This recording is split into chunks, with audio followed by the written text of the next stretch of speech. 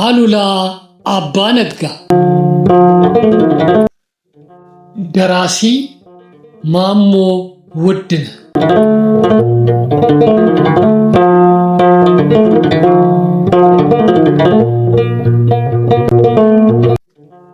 በታሪክ ሚዲያ ተዘጋጅቶ የቀረበ የታሪካዊ ልቦለድ ትረካ።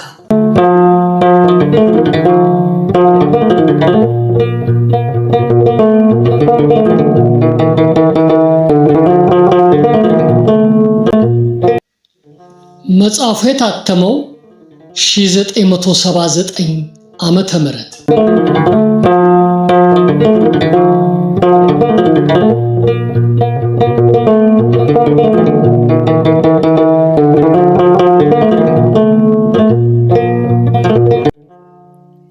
እንደምን አላችሁልን ውድ የቻናላችን ተከታታዮች።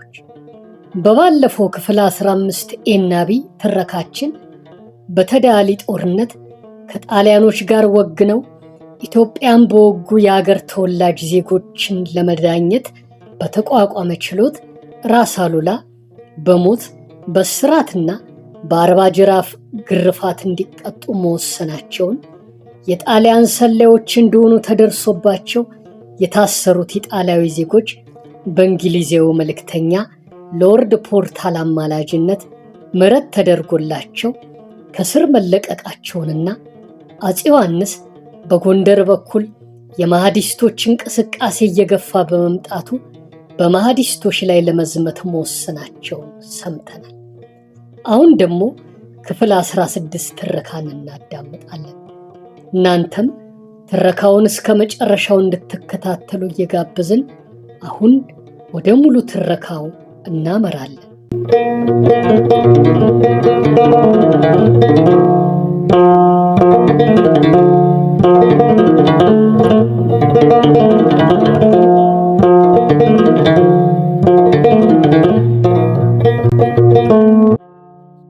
ማህዲስቶች አሉላና መረብ ምላሽ። የማህዲስቶች ጦር ጎንደር ከተማ ገብቶ ህዝቡን ሲፈጅ 44ቱን አድባራትም አቃጠለ። ከእልቂት የተረፈው ህዝብና ካህናትም እጅግ መሪር የሆነ የሐዘን መልእክት ወደ አፄ ዮሐንስ ሰደደ። ማህዲስቶች ያደረሱትንም እልቂትና ግፍ እነዚህ ህዝባዊ ግጥሞች በይበልጥ ያጎሉታል። ተከተልከኝ ብዬ ዞሬ ዞሬ ሳይ፣ ወይ ጥጋብ ወይ ኩራት ጎንደር ቀረ ሆይ። ወገራ ሳላፊ ደንበያ እንጀራ ጣይ፣ ተበላህ ጎንደሬ አትነሳም ወይ። ሳር ውሃ ከሜዳው የተዘራ አዝመራ፣ አጫጁ ድርቡሽ ነው ሰብሳቢው አሞራ። አትከለክልም ወይ ይዘህ አለንጋህን፣ አሞራ ሲበላው የገዛ ገላህን። የምትሄዱ ሰዎች የምትሻገሩ፣ ድመት በልታ ሞተች ብላችሁ ንገሩ። አፄ ዮሐንስ በጎንደር የደረሰውን እልቂት እንደሰሙ መኳንንቶቻቸውንና የጦር አበጋዞቻቸውን ሰብስበው፣ ልጆቼ፣ ወዳጆቼ፣ 2 ጠላቶች ተነስተውብናል። አንዱ አገር የሚቀማ፣ ሁለተኛው አልጋዬን የሚፈልግ ስለሆነ የትኛውን ቀድሜ እንደምወጋ የታያችሁን ንገሩኝ ብለው ምክር ተጠየቁ። ሁሉም እርስ በርሳቸው ከተያዩ በኋላ ራስ አርአያ ድምፁ ተነስተው ለመጥፋት በመጣው ጠላት ላይ ቀድመን ስንዘምት ይታየኛል ብለው ተቀመጡ። ራስ አሉላም ቀጥለው ተነሱና ለመንግስቶ ብቻ ሳይሆን ለአገሮም ጭምር ብርቱ ጠላቶች የሆኑትን ጣሊያኖች ወደ መጡበት ሳንመልስ ወደ ጎንደር ቢሻገሩ ትልቅ ጥፋት ከኋላችን ይደርስብናል። ስለዚህ በጎንደር ገባ ለተባለው ድርቦሽ የ2 እና የ3 ራሶች ጦር መስደድ ይበቃዋል ብለው ተቀመጡ። ራስ ሚካኤልም ቀጥለው ጣሊያንን ያህል አገር ፈላጊ ጠላት ከበራፋችን አስቀምጠን ወዴት ነው የምንዘምተው? አይታየኝም ብሎ ሐሳብ ሰጡ። ጠላታችን ዘውዶን የሚቀናቀን ነውና በመጀመሪያ በእርሱ ላይ ስንዘምት ነው የሚታየኝ አሉ ራስ አጎስም። በዚሁ አይነት በስብሰባው ላይ የነበሩት መኳንንትና የጦር አበጋዞች ንጉሠ ነገሥቱ 2 ጠላቶችና 1 ተቀናቃኝ ብለው በሰየሟቸው በጣሊያን በማህዲስቶችና በንጉሥ ሚኒሊክ ላይ የታየውን ሁሉ ፈረደ። በመጨረሻም ንጉሠ ነገሥቱ እንግዲህ ወዳጆቼ፣ ልጆቼ ሁላችሁም እንደታያችሁ ተናግራችኋል። የሁላችሁም ነገራችሁ ከልቤ ገብቷል። 2 ጠላቶቻችን ጣሊያንና ድርቡሽ ናቸው። የእኔን ዘውድ ፈላጊው ደግሞ ሚኒሊክ ነው። ድርቡሽ ጎንደርን እያቃጠለ ነው፣ ሕዝቡን እየፈጀ ነው። ሚኒሊክ ወንድሜ ነው። እግዚአብሔር ከፈቀደለት ዘውዴን ይውሰደው። እኔ ግን ከውጭ ወደ መጣብን ድርቡሽ ዘምታለሁና ተዘጋጅታችሁ ተከተሉኝ። አሉላና ሚካኤል ወደ ጣሊያን እንዝመት ብላችኋልና ሂዱና ተከላከሉ ብለው የመጨረሻውን ውሳኔ ሰጡ። ራስ አሉላ ከጣሊያኖች ጋር ጦርነት እንዲጋጠሙ ከንጉሠ ነገሥቱ ፍቃድ እንዳገኙ ከትግራይ ገስግሰው አስመራ ገብተው ወደ አይለት ወርደው የጣሊያንን ኃይልና አሰላለፉን ካጠኑ በኋላ ከምሽጉ ወጥቶ ጦርነት እንዲገጥማቸው በልዩ ልዩ ዘዴ መተነኳኮስና ማስገደድ ጀምረው ነበር። የጣሊያ ጦር ግን ከተጠናከረ ምሽጉ ገብቶ ብቅ የማይል ሆነ።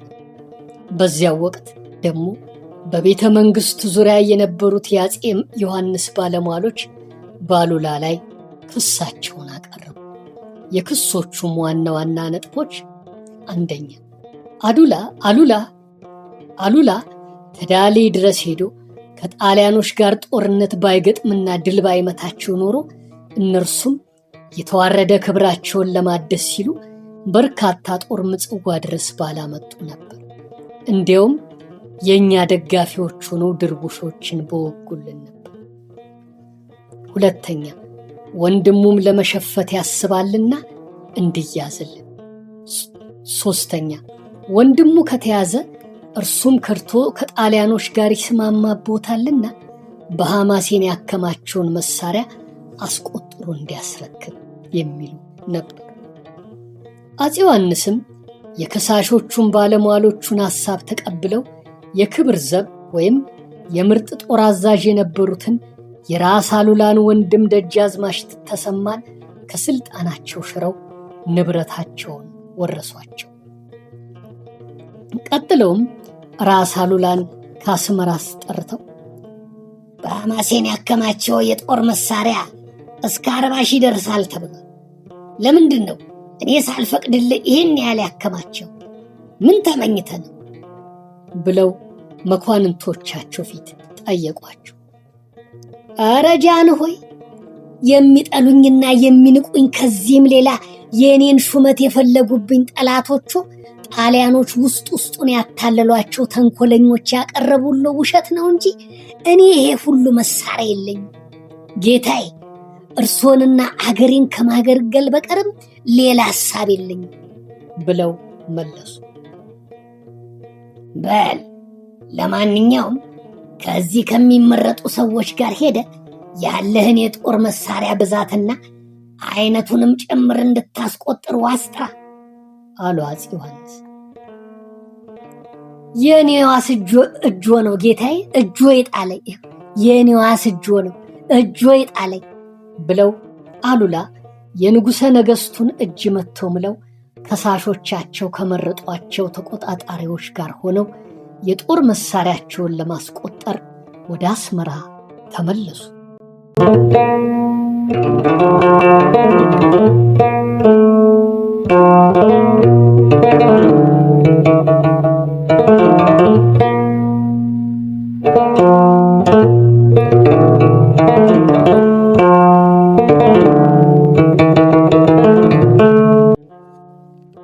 በጥንቱ ዘመን ማለት ከራስ አሉላ በፊት በነገስታቱ እየተመረጡ ባህራነ ነጋሽ ሲባሉ ከነበሩት ገዢዎች እጅግ በላቀ ክብርና ስልጣን የመረብ ምላሽ ሆነው በአስተዳደር ችሎታቸው በዲፕሎማቲክ ስልታቸውና በጦር ዘዴ አመራራቸው ከመረብ ወንዝ ወዲህ ማዶ አልፎ በመላው አውሮፓ ዝናቸው ያስተጋባውና የአፄ ዮሐንስ ብርቱ ክንድና ዱላ የነበሩት ሰውዬ መንፈሳቸው ኮምተር ብሎ ጥረታቸውና ዓላማቸው ወድሞ ሙያቸውና ክብራቸው ትቢያ ለብሶ ራቁቱን ከፊታቸው ቆሞ ራሳቸውን በራሳቸው አዩትና ውርደት ራሱ ፍርሃት ለቀቀባቸው። እርሳቸው በአፄ ዮሐንስ የማይታመኑ ሆነው እርሳቸው በአፄ ዮሐንስ መንግስት ላይ ተጠርጥረው ከእርሳቸው የበለጡ ታማኞች ተገኝተው ከእርሳቸው የላቀ አገር ያገለገሉ ሰዎች ተገኝተው ከእርሳቸው የላቁ አዋቂዎች ተገኝተው እርሳቸውን እንዲቆጣጠሩ በእርሳቸው ላይ ልዩ ባለስልጣኖች ተመድበው ከእርሳቸው ጋር ወደ አስመራ በመሄዳቸው ክብራቸው፣ ሙያቸውና አገልግሎታቸው ጥሏቸው ሲሸሽ ተሰማቸው። አፄ ዮሐንስ እርሳቸውን ጠርጥረው በእሳቸው ላይ ከሾሟቸው ተቆጣጣሪዎች ጋር ሆነው አስመራ እንደገቡ ከሚወዱት ግቢያቸው እንኳ መግባቱን ጠልተውት ራቅ ብለው ነበር በድንኳን የሰፈሩት። ተቆጣጣሪዎቹ ስራቸውን እንደፈጸሙም አሉላ ዕቃቸውን አስጠቅልለው ወደ ትግራይ ሰደዱና ለግዛታቸው ሕዝብም የሐማሴን ሕዝብ ስማኝ፣ እስከ ዛሬ በጀግንነትህና በታማኝነት አገርህንና ክብርህን ስትጠብቅ ኑረሃል። ከእንግዲህ ወዲህም ቢሆን ክብርህ እንዳይደፈር፣ ንብረትህ እንዳይጠፋ፣ አንድነትህና ክንድህ እንዳይዝል፣ ልብህ እንዳይሰንፍ ጠንክረህ እረስ፣ ነግድ።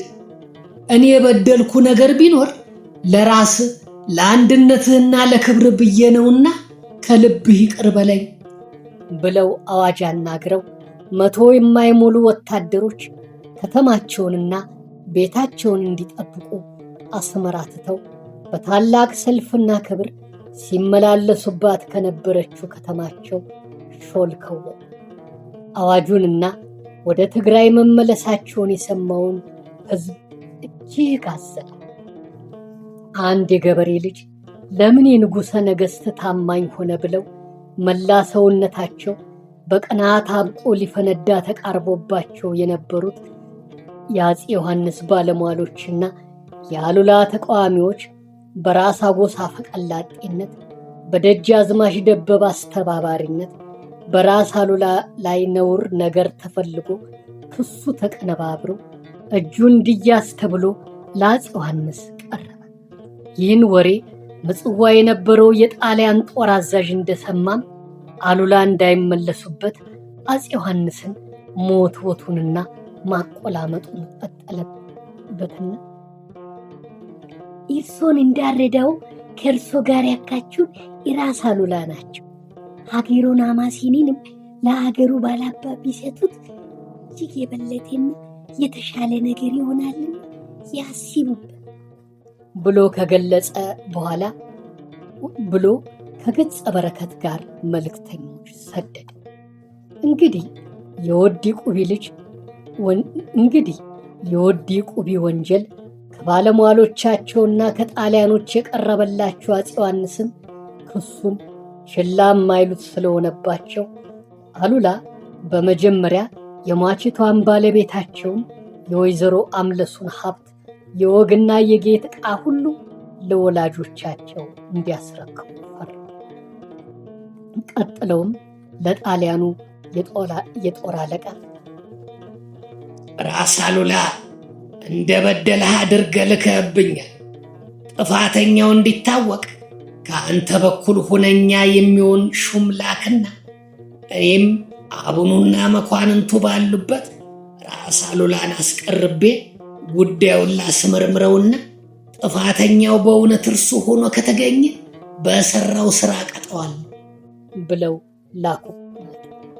የጣሊያኑ ጦር አዛዥም በዚሁ መሰረት የአሉላን ተቃዋሚዎች በየቀበሌው እያስጠራ አሉላ የፈጸሙትን የአስተዳደር ስህተት ሁሉ እያሰባሰበ ወደ ንጉሠ ነገሥቱ መላኩን ቀጠለ። በአንድ በኩል ደግሞ ንጉሠ ነገሥቱ የሰደዱለትን መልእክት ማመንም ሆነ መቀበል እንደማይገባው እነ ክፍለ ኢየሱስ ይመክሩት ጀመር። እናንተ አሉላ ወደ ኩፊት ሲዘምቱ እናንተ ከረንንና ምጽዋን እንዳትይዙባቸው የእናንተን ወዳጅነት ለማግኘት የሚፈልጉ መስለው እንዳታልሏችሁ። አሁንም አፄ ዮሐንስ በጎንደር በኩል ከመጣባቸው ከድርቡሽ ጋር ለመዋጋት ሲሄዱ እናንተ ወደ ደጋው እንዳትሄዱባቸው ለማታለል ብለው አሉላ ያቀረባቸው ስልት ነውና በዚህ ከምትሞኙ ቀልጥፋችሁ ደጋውን ያዙት የሚሉ አማካሪዎች የጣሊያኑን ጦር አዛዥ ይወተውቱት ጀመሩ።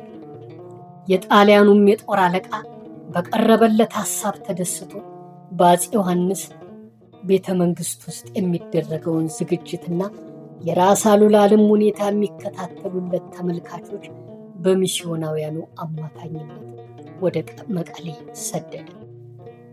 አፄ ዮሐንስ አሉላም በቤተ መንግሥታቸው ዙሪያ ሆነው በአይነ ቁራኛ እንዲጠበቁ ሲያደርጉ በመረብ ምላሹ ግዛታቸው ማንንም ባለመላካቸው ለጣሊያኖች ወረራ እየተጋለጠባቸው ሄደ። ራስ አሉላ በመረብ ምላሽ ግዛታቸው በነበሩበት የሥልጣን ዘመናቸው 3 መሠረታዊ ጉዳዮች ነበሯቸው። እነዚህም የአስተዳደርና የንግድ መዲናቸውን ከአዲ ተክላይ ወደ አስመራ ማዛወራቸው፣ ከዚያ ቀጥሎ ደግሞ አገር ለመያዝ ብርቱ ዓላማና ክንድ የነበረው አውሮፓዊ ኃይል በቀይ ባህር በኩል ብቅ በማለቱ ከእርሱ ላይ ማተኮር በመጀመራቸው ይኸው አውሮፓዊ ኃይል ሰፍሮበት በነበረው በምጽዋ ወደብና በእርሳቸው ግዛት መካከል የወሰን ክልል ካለመኖሩም በላይ ራሳቸው አሉላም ሆኑ ንጉሠ ነገሥቱ ምጽዋንም ቢሆን ልቀቁልን እያሉ ሲጣጣሩበት በመቆየቱ አሉላን ከውስጥና ከውጭ ወጥረው የያዙ ችግሮች አስከተሉ። እነዚህም ችግሮች አሉላ ከመረብ ምላሽ ግዛታቸው አኩርፈው አዝነውና ተክዘው ወደ መቀሌ እንዲመለሱ ምክንያቶች ሆነው ቀረቡላቸው። የዚያን ዘመኑን ሁኔታ የተከታተሉ አንዳንድ ተመራማሪዎች በሰጡት አስተያየት በምጽዋ የሰፈሩት ጣሊያኖች ወደ ደጋው ብቅ እያሉ ለመስፈር እንዲችሉ አሉላ ቢታገሷቸው ኖሮ ለእድገቷ እጅግ ሲጥሩላት የነበረችው አስመራ እጅግ ትበለጽግና ትለማም ነበር እያሉ ተችተዋል። ግን አሉላ ግዛታቸውን እየቆረሱ ለንግድ ለመለወጥ ደግሞ ሕሊናቸው ኢትዮጵያዊ ወኔያቸው የሚፈቅድላቸው አልነበሩ። በአሉላ ልበ ሙሉነት፣ በአሉላ አገር አፍቃሪነት፣ በአሉላ ጀግንነት፣ በአሉላ ቆራጥነት፣ በአሉላ ትንኩኝ ባይነት፣ በአሉላ አይበገሬነት፣ በአሉላ ሻፈረኝ ባይነት ሲገመገም የኢትዮጵያ ክብረ ወሰን በንግድ ሊለወጥ እንደማይችል አሉላን የሚያውቁና አሉላን ያጠኑ ሁሉ ያምኑበታል። ኩፊት ላይ ከራስ አሉላ ጋር ጦርነት ገጥሞ ድል የሆነው የማህዲስቶች መሪ ኦቶማን ዲግና ዋናው ዕቅዱ በግብጾች እግር ተተክቶ የግብፅ ጦር ሰፍሮበት የነበረውን የኢትዮጵያን መሬት መያዝና እስልምናን ማስፋፋት ነበር። ይሁን እንጂ ይህንኑ ምኞቱንና ዕቅዱን የበላዩና የሀገሪቱን መሪ የነበረው ከሊፋው መክሮትና ከልክሎት ነበር። እርሱ ግን የአለቃውን ምክር ባለመቀበሉና አሉላንም በመናቁ ኩፊት ድረስ ገብቶ ጦርነት ገጥሞ ጦሩ እንክትክቱ ሲወጣበት ራሷ አምልጦ ሱዳን ከገባ በኋላ አለቃውን ወትውቶና አሳምኖ በአፄ ዮሐንስ ላይ ጦር ጭኖ እንዲዘምት ለማድረግ በመቻሉ ተንቆና ተዋርዶ የነበረው የአሉላ ክብር እንደገና እንዲታደስ ምክንያት ሆኖ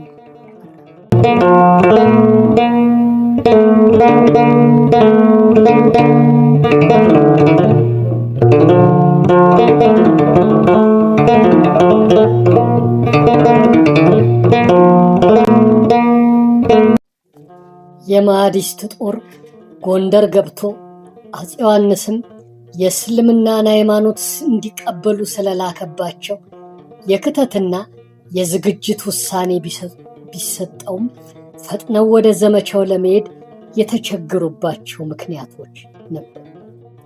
ከነዚህም ምክንያቶች አንዱ በምጽዋ የገባው የጣሊያን ጦር አስጊነት ነበር። እርሱንም በጦርነት ለመግጠም አዋጅ አናግረዋል። ግን ወደ ምጽዋ ለመዝመትም የመሐዲስቶች የንጉሥ ሚኒሊክና የንጉሥ ተክለ ሃይማኖት ሁኔታ አስግቷቸው በዚህ ጊዜ በአይነ ቁራኛ ሲያስጠብቋቸው የነበሩትን ቱርክ ፓሻ ራስ አሉላን ድንገት አስጠርተው በቆይታ የእስላሙ መሪ ከሊፋው ኢትዮጵያን ሊወር ተነስቷልና ምን ታስባለህ? ብለው ጠየቋቸው። የአሉላ ልብ በደስታ ፈነጠሰ።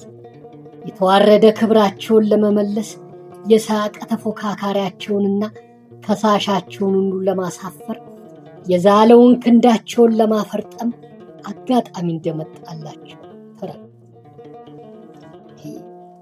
የድርቦሽን ወንድነትና ቆራጥነት እኮ ፊት ላይ አይተነዋል። የዮሐንስን ክንድ ቀርቶ የአሽከሮን ክንድ የማይመከት ነው። በቅድሚያ ጦር ይላክበት። እርሶ ግን ከዚህ ሆነው ጦር እንዲዘጋጅና እንዲከት ያድርጉ። የእርሶን ወደ ዘመቻ መሄድ አይቶ ሌላ ጠላት ከኋላ እንዳይነሳ መጠንቀቅ ይገባል አሏቸው። አፄ ዮሐንስም አንገታቸውን እያወዛወዙ ቆዩና መልካም ብለሃል። መቼም የልቤን የምታውቀው አንተ ነህ። በል አንተ ወደ አማሴን ፈጥነህ ሂድና ጦርና ስንቅ አዘጋጅተህ ተመለስ። እስከዚያው እንዳልከው ወደ ቤጌ ምድር ጦር ይዘምታል አሏቸው። ያ ውሳኔያቸው ከቤተ መንግሥታቸው ቀርቶ በመላዋ ትግራይ ቀርቶ በምጽዋ የነበረውን የጣሊያን ጦር አዛዥ ከብርቱ ድንጋጤ ላይ አለ። በአሉላ መሻር፣ በአሉላ መከሰስና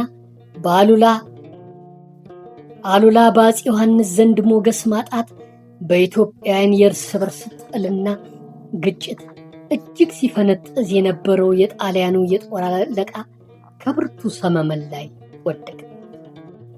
የንጉሠ ነገሥቱ ገጽታ እየተመለሰላቸው አሉላ ከመቀሌ ገስግሰው አስመራ ሲገቡ ደግሞ በምጽዋ የነበረው የጣሊያኑ ጦር አለቃ እጅግ ተደናገጠና የሚተማመንባቸውን የአሉላን ተቀናቃኞች እንደተለመደው ሰብስበው አይ ንጉሡን ማመን ችግር ነው።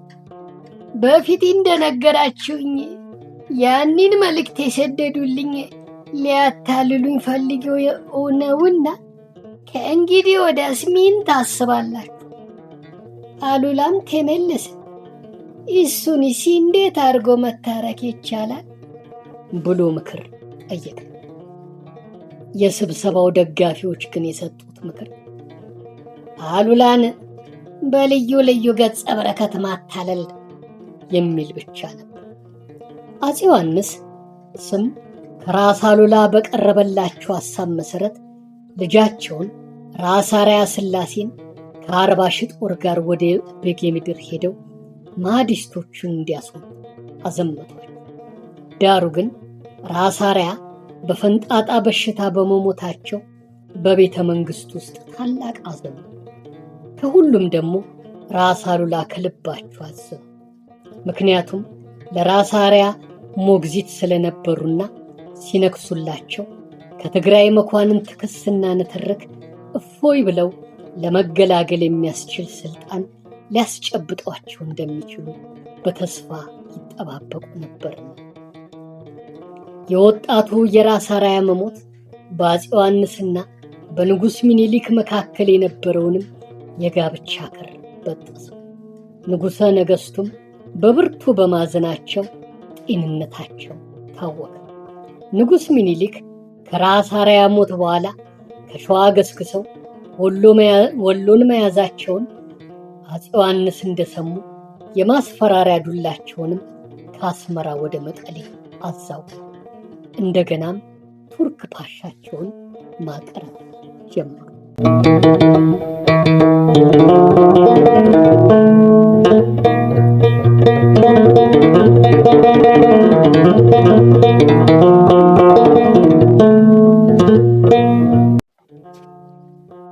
የንጉሥ ምኒልክና የንጉሥ ተክለ ሃይማኖት ስምምነትና በአፄ ዮሐንስ ላይ ማመጻቸው የማዕዲስቶችም እንደገና ወደ ጎንደር ለመግባት ከመተማ አያሌ ሰራዊት ይዘው መነሳታቸው ጣሊያኖች በንጉሥ ምኒልክ ቤተ መንግሥት ገብተው ከዮሐንስ ጋር እንዲጋጩ ሲፈጽሙት የነበረው ሴራ የአፄ ዮሐንስ ቤተ መንግሥትን ጥቁር ጥለት ጣለበት። ንጉሠ ነገሥቱ በዘመነ መንግሥታቸው ፍጻሜ አቅራቢያ ፊታቸውን ዘወር አድርገውባቸው የነበሩትን ታማኝ ጄኔራላቸውን እንደገና ካቀረቧቸውና ፊታቸውን መለስ ካደረጉላቸው በኋላ አስገምግመው የመጡባቸውን ችግሮች እንዳመጣጣቸው ለመቋቋም የሚችሉበትን ሁኔታ ከተመካከሩ በኋላ እንደገና ወደ መረብ ምላሽ ግዛታቸው ተመልሰው የተገኘውን ያህል ወታደር ለመሰብሰብና ስንቅም ለማዘጋጀት እንዲችሉ ተወሰነ። አሉላ እንደገና ወደ መረብ ምላሽ ግዛታቸው ሲመለሱ ሞቅ ደመቅ ያለ ይዞታ ነበራቸው። ከንጉሠ ነገሥቱ ምርጥ ጦር አዛዥነት የተሻሩት ወንድማቸው ደጃዝማች ተሰማና የእህታቸው ልጅ ባሻ ተድላ ከትካዜና ከብስጭት በማገገብ ላይ የነበሩትን አሉላን አጅበዋቸዋል። በእርሳቸው ላይ የደረሰው ብስጭትና ትካዜ አብሮ አዝኖና ከስጋት ላይ ወድቆ የነበረው የመረብ ምላሽ ግዛታቸው ሕዝብም አብሮ ተደስቷል። አሉላ አስመራ ካለ ድርቡሽም ሆነ ጣሊያን አይደፍሩንም እያለ መተማመንና መረጋጋት ጀመረ። አሉላ በግቢያቸው ሆነው ለግብር ነጋሪት ሲያስጎስሙ፣ ሲሾሙ፣ ሲሸልሙ ቅጭም ብሎ የነበረውን ገጽታቸውን በፈገግታ ለውጠው በታማኝ ወታደሮቻቸው ታጅበው ቤተ ክርስቲያን ደርሰው ሲመለሱ በሩቅ መመልከቻ መነጽራቸው የቀይ ባህርን አቅጣጫ ሲመለከቱ ቆይተው ሲመለሱ አስመራና ነዋሪዎቿ በደስታና በእፎይታ ይዋጡ ጀመር። ምንም እንኳን አሉላ በአፄ ዮሐንስ ቤተ መንግሥት ውስጥ ተነስተውባቸው የነበሩትን ተቀናቃኞቻቸውንና ከሳሾቻቸውን ቅስም ቢሰብሩበትም ቅሉ ጠቅላላው ሁኔታ ግን እጅግ ተጫጭኗቸው ስለነበር ወታደርና ስንቅ ከማዘጋጀቱም ጋር ትካዜና ሰመመኑም አለዩአቸው። ከዕለታት አንድ ቀን እንደተለመደው በልፍኛቸው ታዛ ተቀምጠው የአዲሲቱን ከተማቸውን እድገት በዓይነ ሕሊናቸው እየተመለከቱ የንጉሠ ነገሥቱን ተቀናቃኞችና የሀገሪቱን ጠላቶች ተራ በተራ ለመጣል የሚችሉበትን ስልት በሐሳባቸው እየነደፉ በነበሩበት ሰዓት ቀጠን ያለ የልጅ እግር ድምፅ በሩቅ ሆኖ አቤት አቤት፣ ኧረ አቤት አቤት፣ አቤት አቤት፣ ኧረ አቤት አቤት ብሎ ሲጮህ ራስ አሉላም ግንባራቸውን ኮስተር አድርገው ሲያዳምጡ በገና ደርዳሪው ከአቤት ባዩ ድምፅ ላቅ አድርገው ድምፃቸውንና በገናቸውን እያስጮሁ ሲያንጎራጉሩ ያ ቀጭን ድምፅ እንደገና አቤት አቤት፣ ኧረ አቤት አቤት ሲል ራስ አሉላም የበገናውን እንጉርጉሮ ላለማቋረጥ ሲሉ ማዳመጡን በተመስጦ መቀጠላቸውን በገነኛው ተረዱና ሕዝብህ እንዳያጣ ፍትህና ፍርድ፣ ፍትህና ፍርድ፣ ምረት ክላክለት በጸጋ ይውረድ፣ በጸጋ ይውረድ። ኢትዮጵያን የሚመኝ አረመኔው ባዕድ፣ አረመኔው ባዕድ ይንቀጥቀጥ በክንድህ፣ ይፍራ ይርበድበድ፣ ይፍራ ይርበድበድ እያሉ ሲደረድሩት አቤት አቤት አቤት፣ ኧረ አቤት አቤት አቤት አቤት የሚለው ድምፅ የራስ አሉላን ሕሊና ቀስፎ በመያዙ እንደ መበሳጨት አሉና ሲያጨበጭቡ አርጋፋሪው ጠጋ ብሎ የሚጮኸው ሰው ምን ሆኖ ነው ብለው ጠየቁ። ፍርድ ስጡን፣ ፍርድ ተጓደለብን ይላል አሉ አጋፋሪ። መቼም የድሃ ረሃቡና ጥማቱ ፍርድ ነው፣ በላ አቅርበው እስቲ አሉ። አጋፋሪ የጡመት ወጥተው አቤት ባዩን አቀረቡት። ራስ አሉላ አቤቱታ አቅራቢውን ሲያዩት ደነገጡና ወይ ጉድ ወይ ጉድ፣ ዛሬስ ደግሞ ልጆች አቤት ይሉብኝ ጀመር፣ በል እስቲ ምን ሆነ ነው ብለው ጠየቁት።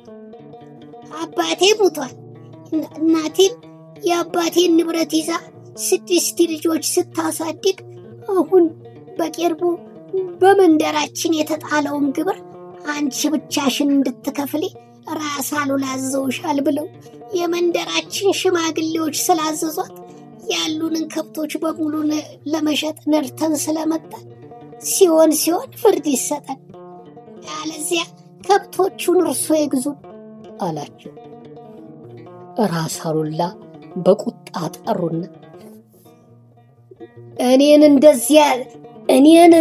እንደዚህ ያለ ፍርድ ፈርዷል ብለው ነው ዳይቱን ጥሪቷን የሚያሸጧት?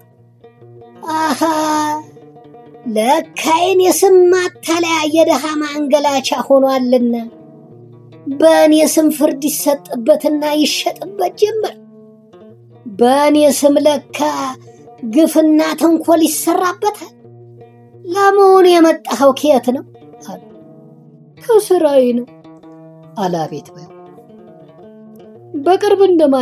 በቅርብ እነማን ይገኛሉ ብለው ራስ አሉላ አጋፋሪን ጠየቁ። አቶ ዘውግ ጊዮርጊስ በአሻይ በኩርና ሻለቃ አርአያ መጥተዋል አለ አጋፋሪ። ጥራቸው አሉ ራስ። የተጠሩት መኳንንቶች እየቀረቡ እጅ እየነሱ ቆሙ። ራስ በመተከዛቸው ደግሞ ዛሬ ምን ተገኝቶ ይሆን እያሉ ሲያሰላስሉ ራስ ከመኳንንቱ ላይ አፍጥጠው የአገር ሽማግሌዎች የተባሉ ተንኮለኞች የፈጸሙትን በደልና ማታለያ ይህ ሕፃን ልጅ እንኳን እስኪታዘበውና እስኪቃወመው ድረስ ለካ ሕዝብ ተበድሏል፣ በእኔ ስም ድሃ ይንገላታበት፣ በእኔ ስም አገር ይበደልበት፣ መሬቷስ እንዴት ትረግመ፣ አገሬን ጠላት እንዳይደፍራት የምደክመው ለካ በከንቱ ነው። ለአገር ክብር ጀግኖች እየወደቁ ሽማግሌዎችና ባላባቶች ለካ በሕዝብ ንብረት ላይ ይጫወታሉ። እግዚአብሔር የሁላችንንም ዋጋ እንደየስራችን ይክፈለን። እናንተስ ብትሆኑ የኔ ባለሟሎች የኔ አማካሪዎች ሆናችሁ በደሃ ላይ እንዲያለ ፍርድ ሲሰጥ እየሰማችሁ እንዴት ዝም ትላላችሁ? ደሞስ ባትሰሙስ ሕዝቡ በየአገሩ በየመንደሩ በየቤቱ እንዴት ውሎ አደረ፣ ምን ችግር ደርሶበታል እያላችሁ አትጠይቁም? ባለሟልነታችሁ ለግብር አብሊነት ብቻ ነው። ግብር የሚያባላኝማ መቼ አጣለሁ አሉና ወደ አጋፋሪው መለስ ብለው በል ለዚህ ልጅ ለልብሱ መግዣ የሚሆን 10 ብር ስጠው ብለው እንደገና ወደ አቤት ባዩ መለስ አሉና አባት ምን ሆኖ ነው የሞተው ብለው ጠየቁ። በኩፊት ጦርነት ቆስሎ መጥቶ ለብዙ ጊዜ ኑሮ ታሞ ሞተ አላቸው። አያችሁ፣ ሰማችሁ? ትላንት ለሀገር ደሙን ላፈሰሰ ጀግና የሚከፈለው ውለታ ይሄው ነው። ሀገሬን፣ ክብሬን፣ ነፃነቴን ብሎ ለዘመተ ብድሩ ይሄው ነው። በል ንሳ አጋፋሪ፣ ለዚህ ልጅ እናትና ለልጆቹ ልብስ መግዣ 100 ብር ስጠው። ያመጣሃቸውን ከብቶች ደግሞ ቀስ አድርገ መልሰው ወሰዳቸው። እናንተ የምትከፍሉትን ፈሰስ ታስቦን ይከፍላል። በእኔ ስም በደሃ ላይ ይህን የመሰለ አስነዋሪ ብያኔ የኑ ሽማግሌዎችም ተይዘው እንዲመጡና ይህም ብያኔ መስጠታቸው ከተረጋገጠ መቀጮ እንዲቀጡና ድሃዋን ደግሞ አላስቀምጣት እንዳይሉ ዋስ እንዲጠሩ ለደጃዝማች ኃይለ ሥላሴ እንዲነገር ብለው አዘዙ። አቤት ባይ ወጣትም እልልታውን እያቀለጠው ከግቢው ወጣ።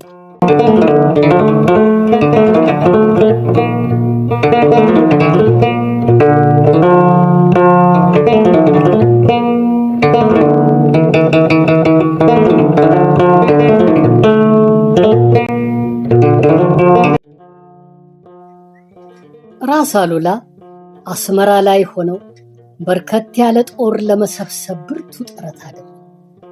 በደጃዝማች ኃይለ ሥላሴ ኃላፊነት ከረን የሰፈረው ጦር ወደ አስመራ እንዲወጣና ከዋናው ሰራዊትም ጋር እንዲቀላቀል አደረጉ። እንደዚህ አድርገው ክንዳቸውን ካፈረጠሙ በኋላ ለደጃዝማች ኃይለ ሥላሴ 100 ወታደሮች ሰጥተው አስመራ ላይ ሆነው አገሩን እንዲጠብቁ አዘው አፄ ዮሐንስ ወደ ነበሩበት አሸንጌ ተጓዙ። ምንም እንኳ በአሉላ ዝግጁነትና በመረብ ምላሽ ባሳዩት ጀግንነት አፄ ዮሐንስ ቢኮሩበትና ቢመኩበትም ቅሉ ከድርቡሾች ጋር ለመዋጋት ላቀዱት ዘመቻ አሉላን የሰራዊታቸው ጠቅላይ አዛዥ አድርገው ለመሾም ግን ዋናው ችግራቸው ባለሟሎቻቸውና መኳንንቶቻቸው በአሉላ ላይ በነበራቸው የየግል ንቀትና ጥላቻ ነበር። በመቀሌ ቤተ መንግሥት ስር ሰዶ ለቆየው ጥል ክስና ንትርክ አንድ እልባት ሳይደረግለት አሉላን የሰራዊታቸው ጠቅላይ አዛዥ አድርገው ቢሾሙ የትግራይ መኳንንት ዕለቱን ሰማይንና ምድርን ካላጋጠምን ብለው የከፋ ትርምስ እንደሚያስነሱ የተረዱት ንጉሠ ነገሥት ራስ ኃይለ ማርያም ጉግሳን የሰራዊታቸው አዛዥ አድርገው ሾሙ። አዲሱ የሰራዊት አዛዥ አፄ ዮሐንስ አጎታቸው በመሆናቸው ለዘውዱና ለአገሩ ከእርሳቸው የበለጠ ቀራቢና ታማኝ እንደሌለ ስለታመነበት አልጋ ወራሽም እንዲሆኑ በመኳንንቱ ዘንድ ሙሉ ተቀባይነት አግኝተው ነበር። አፄ ዮሐንስ የጎጃሙን ራስ ተክለ ሃይማኖትን አስገብረው መተማ ለመውረድ ከአሸንጌ ተነስተው ወደ ጎጃም ሲሻገሩ ራስ አሉላም በደብረ ታቦርና በጎንደር አካባቢ እንዲሰፍሩ ታዘዙ።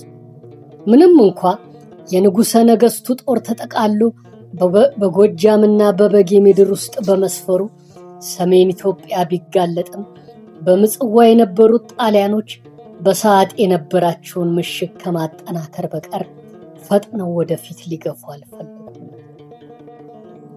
ይሁን እንጂ የራስ አሉላ ተቃዋሚዎች የነበሩትን ማደፋፈሩንና ማስታጠቁን ከመቀጠል ግን አልተገቱም። ከሁሉም ቀድመው ባላምባራስ ክፍለ ኢየሱስ ከረን ባዷን ስለሆነች እንዲይዛት ፍቀዱልኝ እባክዎ ብለው ለጄኔራል ባልዴሴራ ጻፉለት። እርሱ ግን በነበሩበት በሐባብና በቢኒአመር አካባቢ እየተዘዋወሩ እንዲቆዩ እንጂ ከረን እንዳይገቡ ከለከላቸው።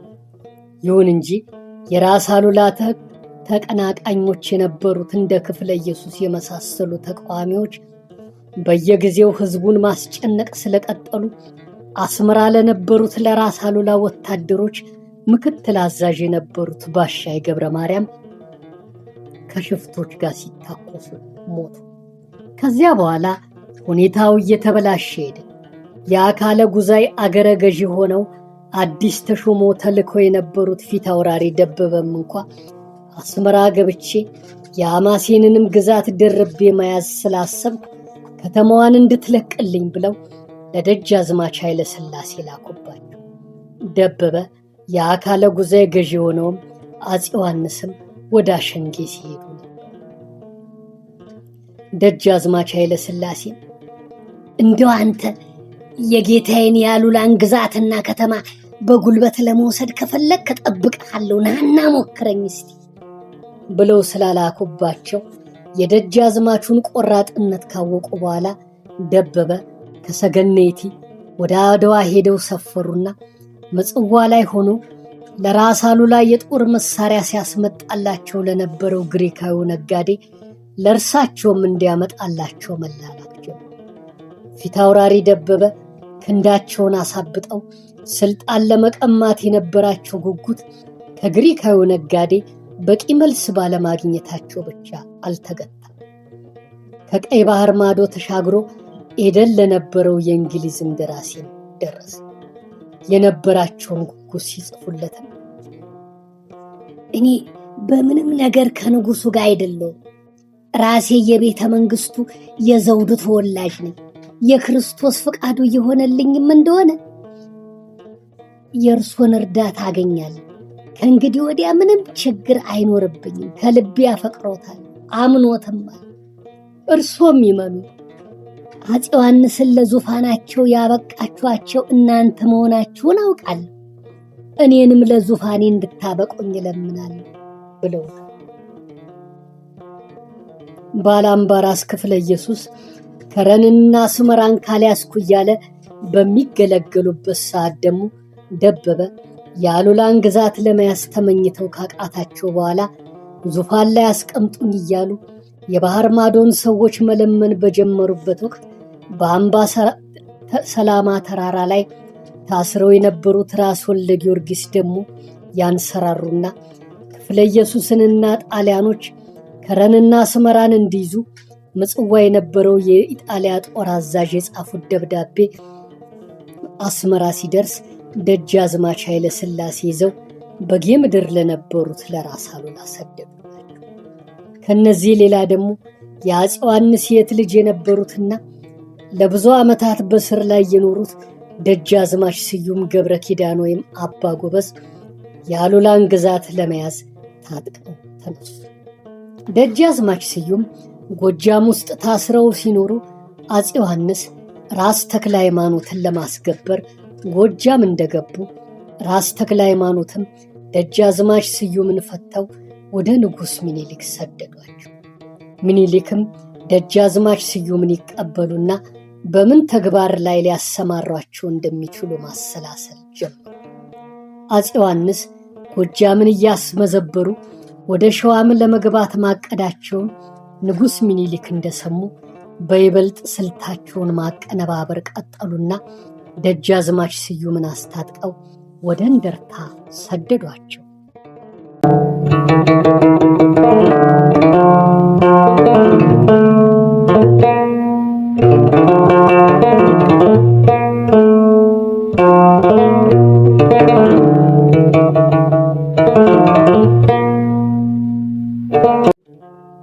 የሰሜን ኢትዮጵያ ሁኔታ እንደዚያ በመሰለ ምስቅልቅል ላይ መውደቁም በጌ ምድር የነበሩት ራስ አሉላ እንደሰሙ ልጅ ፈንታንና ሻለቃ ራያን 150 ከሚሆኑ ወታደሮች ጋር ወደ አስመራ ከመስደድ በቀር ራሳቸው ለመሄድ ወይም በርከት ያለ ጦር ለመስደድ አልተቻላቸው። ይሁን እንጂ የአሉላን ከተማ ለመያዝ ደፍሮ ጉዞ የጀመረ ማንም አለ። ደጃዝማች ኃይለ ሥላሴም ጌታ ራስ ሊመጡ ነውና ጠጅ ጣሉ፣ ሰንጋ ሰብስቡ እያሉ ስለሚያዙ የአስመራም ሕዝብ ዘወትር መጡ መጡ እያለ የተስፋ ወሬውን ያቀባብለው ነበርና እነ ክፍለ ኢየሱስንና ጣሊያኖችን በነበሩበት ገቷቸው ቆይቷል። የአሉላ ምኞትና ጉጉት አስመራ ተመልሰው የሰሜኑን በር መዝጋት ቢሆንም ንጉሠ ነገሥቱ ደግሞ ከመኳንንቶቻቸው ጋር ውስጥ ውስጡን ተበጣብጠው ነበርና ራስ አጎስን ከንጉሥ ሚኒሊክ ጋር ተመሳጥረሃል፣ በጅሮንድ ለውጤን ከራስ ተክለ ሃይማኖት ጋር ተላልከሃል እያሉ አስረዋቸው ስለነበር አሉላን ካጠገባቸው ለማራቅ አልፈቀዱም ነበር። አሉላም እነዚህ የመረሩ ጠላቶቻቸው ስለታሰሩላቸው በቤተ መንግሥት ውስጥ የነበራቸውን የተጠናከረ አቋም መጠበቅ ተገቢያቸው እንደነበር አምነውበት ነበር። ሃይማኖት የሚያጠፋ ጠላት መጥቶብኝ ከወንድሞቼ ጋር አልዋጋም ብለው የተነሱት አፄ ዮሐንስ ሰራዊታቸውን ጎጃምና ጎንደር አስፍረው ተክለ ሃይማኖትን አስገብበው ሚኒሊክን ማስፈራራቱን በመቀጠላቸው ሚኒሊክም ከመቼውም ጊዜ መጎልበትና ዝግጅታቸውን ማጠናከር ዋና ስራቸው አድርገው ተያያዙ።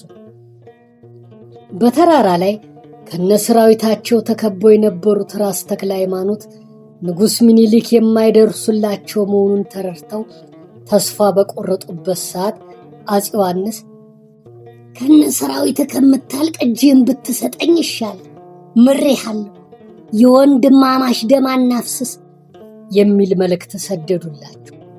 ተክለ ሃይማኖትም መልእክቱን በደስታ ተቀብለው እጃቸውን ሰጡና እርቅ ሆነ።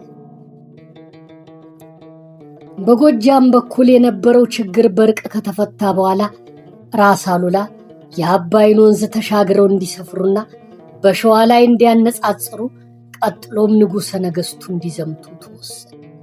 ግን ይህን ዕቅድ በመጀመሪያ ራስ አሉላ ቀጥሎም ራስ አርያ ተቃወሙ። ሃይማኖትና ሀገር የሚያጠፉ ሁለት ጠላቶች በስተኋላችን አሰፍስፈው ከወንድማችን ከምኒልክ ጋር ለመግጠም እንዴት እንቸኩላለን? የወንድማማቾች ደም ለምን ይፈሳል? እርስ በርሳችን ከተጨራረስን ሀገሪቱ ባዶዋን መቅረቷን ጃንሆይ መቼ ስቱታል ብለው ራስ አሉላ ተከራከሩ። የእርሳቸውን ሐሳብም ትልልቆቹ መኳንንት ደገፉላቸው። እኔ ስመሽ ደም እንዲፈስ ወዳለሁ። ከዚህ ቀደምስ የወሰንኩት ጉዳይ አይደለም። እኛ ብንጋደል፣ እኛ ብንጫረስ፣ እኛ ብንፋጅለት ጠላት ደስ እንደሚለው መቼ አጣሁት። አሁንም መልካም አስባችኋል። የድርቡሽ ጦር ጣቢያ ለመፈለጌን እንዲረዳው ልክበታል። እምቢ ካለም እርሱም በጀርባዬ ትቼ ወደ ወንድሜ ያልዘምት ብለው አፄ ዮሐንስ ተስማሙና መተማ በተለይ ጋላባ ሰፍሮ ለነበረው ድርቡሽ ጦር አዛዥ ለአቤ አንጃ መልእክት አስተላለፉለት። በመልእክታቸው ውስጥ እኔም የአገሬን ጠረፍ አልፌ ወደ ግዛት ለመግባት ሐሳብ የለኝ፣ አንተም ከአገር ጠረፍ አልፈው ወደ እኔ አገር ለመግባት ምኞት ከሌለ በመካከላችን ሰላም እንጂ ጠብ አይኑር። ይልቅስ የሁለታችንም ጠላት በሆኑት ፈረንጆች ላይ በአንድነት እንሰለፍባቸው የሚል ቃል ነበረበት።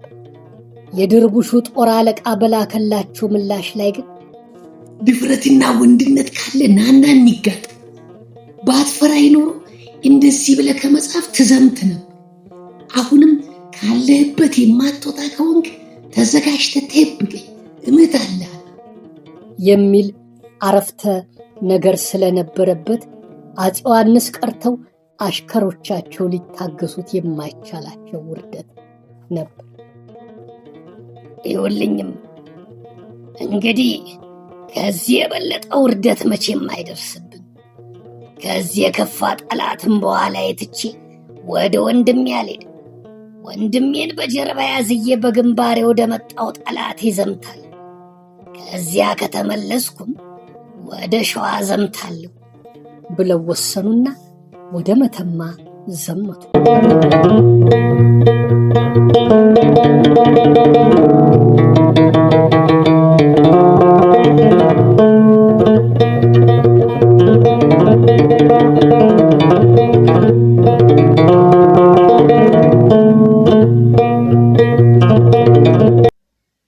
የአፄ ዮሐንስ ሰራዊት ደንቢያ ላይ ሲከማች በራስ አሉላም ውስጥ ከ15,000 በላይ የሚሆን የተጠናከረ ጦር ተደለደለ። ከእርሳቸው ቀጥለውም ንጉሥ ተክለ ሃይማኖት፣ ራስ ሚካኤል፣ ራስ ኃይለ ማርያምና ራስ መንገሻ ብዛት የነበረው ጦር ነበራቸው። የንጉሠ ነገሥቱ ጦር እንደዚያ ሆኖ ተጠናክሮ በነበረበት ወቅት ከአስመራ ደግሞ አስደንጋጭ ዜና ራስ አሉላ ደረሳቸው። የአስመራን ከተማ ባላምባራስ ክፍለ ኢየሱስና ደበበ ሊቀራመቷት እንደከበቧት ደጃዝማች ኃይለ ሥላሴ መልእክተኛ ሰደዱ። ራስ አሉላም ወደ ግዛታቸው ገስግሰው አመፀኞቹን አጥፍተው አገሩን አደላድለው ለመመለስ እንዲፈቀድላቸው አፄ ዮሐንስን ለመኑ። አፄ ዮሐንስ ግን በዚህ ፈረስ ወደ ፈለክበት ሀገር ዝመትበት፣ በዚህ ጎራዴ የፈለከውን ቀላበት ብለው ሾመው ወደ አካለ ጉዛ እየሰደዷቸው ያጎታቸው ልጅ ደበበ ይከዳኛል ብለው ስላልጠረጠሩ ያቀረቡትን ልመና አምነው መቀበል አልቻሉ። በመጨረሻም አሉላ ታማኛቸውን ባሻይ ደስታን መጠነኛ ወታደር ይዘው ወደ አስመራ እንዲመለሱና በሁለት በኩል የተከበበችውን ከተማቸውን እንዲከላከሉ ለመላክ ተፈቀደላቸው። በመጀመሪያ የአሉላን ግዛት ቀጥሎም የዮሐንስን ዙፋን ይመኙ የነበሩት ደበበ ግን ምጽዋ የነበረው የኢጣሊያ ጦር አዛዥ ባልዴሲራ ይቅርታ እንዲያደርግላቸውና እርዳታ እንዲልክላቸው ተማጸኑት። በዚህም መሰረት 2000 ያህል ወታደር አስከትለው ወደ ሰገነይት ሄደው ከጄኔራል ባልዴሲራና ከሻለቃ ፒያኖ ጋር ተገናኝተው ከተመካከሩ በኋላ ወደ አስመራ ገሰገሱ። ወዲያውም የካቲት 3 ቀን 1881 ከደጃዝማች ኃይለ ሥላሴ ጋር አዲዳሮ ከተባለው ቦታ ላይ ጦርነት ገጥመው ደጃዝማችን ገለው በድል አድራጊነት አስመራን ይዘው ከተቀናቃኛቸው ካሉላ አባ ነጋ ቤት ገቡ። አስመራን ከያዙ በኋላ ለጄኔራል ባልዴሲራ በጻፉት ደብዳቤ ንጉሱ በጻፉልኝ ደብዳቤ ላይ ጣሊያኖችን ተዋቸውና ወደ እኔ ተመለስ፣ የአባትህንም የራስነት ማዕረግ እሰጥሃለሁ ብለውኛል። ግን እኔ እስከዛሬ የሰጡኝ ማዕረግ ደጃዝማችነት ብቻ ነው። እኔ ግን አገር ነው የምፈልገው። የምገዛውም አገር አልሰጡኝም። ዛሬ ግን ገሚሱ ኢትዮጵያ በእጄ ገብቷል። እኔም እርሱም ስላገኘ ነው ድል ደስ ሊል ይገባል። እንግዲህ መሳሪያም ሆነ ገንዘብ አልጠይቆትም፣ ግን ወዳጅነቱን አጥብቄ እፈልገዋለሁና እጁን ዘርግተው እንዲቀበሉኝ እለምኖታለሁ ብለዋል።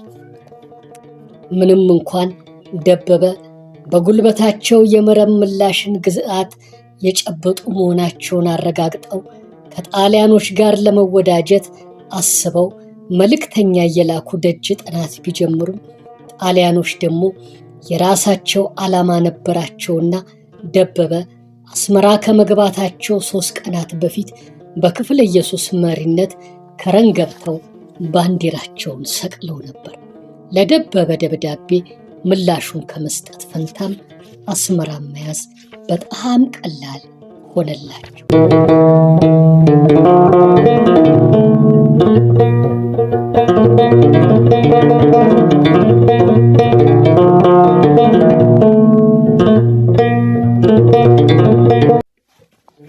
ራስ ኃይለ ማርያም የአጎታቸው የአፄ ዮሐንስ ሰራዊት ጠቅላይ አዛዥ እንደሆኑ ወደ መተማ ጉዞ ሲጀመር የገበሬው ልጅ አሉላ የማይቀበሉት ጉዳይ ሆነባቸው። ምንም እንኳ ሹመቱ ቀደም ብሎ የተሰጠ ቢሆን ወደ አስመራ ከመሄድ ይልቅ ከአጠገባቸው እንዳይርቁባቸው ጌታቸው ሲያዛቸው የጦር አበጋዝነቱን ይመልሱልኝ ይሆናል የሚል ተስፋም ነበራቸው።